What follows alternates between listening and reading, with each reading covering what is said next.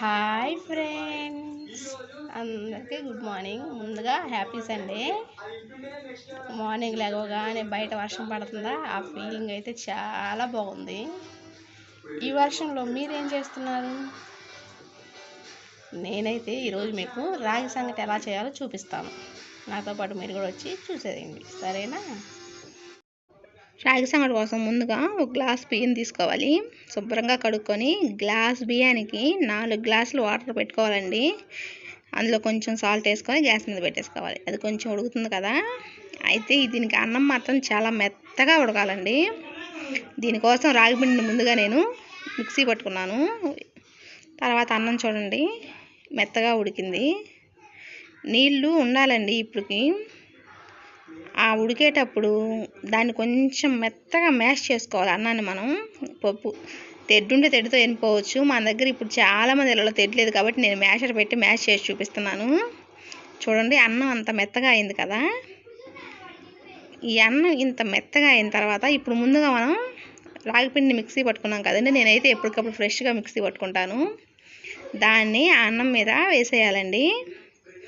అన్నం మీద వేయగానే కలపకూడదు. అలా వేసిన తర్వాత అన్నం మీద మూత పెట్టి ఒక 10 నిమిషాలు సిమ్లో ఉంచాలండి. అప్పుడు ఆ రాగిపిండికి పచ్చి వాసన పోయి రాగిపిండి బాగా ఉడుకుతుంది. చూడండి, 10 నిమిషాల తర్వాత మూత తీసి చూస్తే రాగిపిండి మనకు సైడ్స్న ఉడుకుతున్నట్టు కనిపిస్తుంది. ఇప్పుడు దాన్ని మళ్ళీ మనం మ్యాషర్ పెట్టి మ్యాష్ చేసుకుందాం, లేదంటే పప్పు గుత్తి పెట్టైనా ఎనుకోవచ్చండి. ముందుగా కొంచెం చన్నీళ్ళు తీసుకుందామండి, ఎందుకంటే అన్నం సైడ్స్ పోతుంది కదా, అది కాలుతూ ఉంటుంది కాబట్టి చన్నీళ్ళతో కనుక్కోవచ్చు. పప్పు గుత్తి పెట్టి బాగా మెత్తగా మెదుపుకోవాలండి.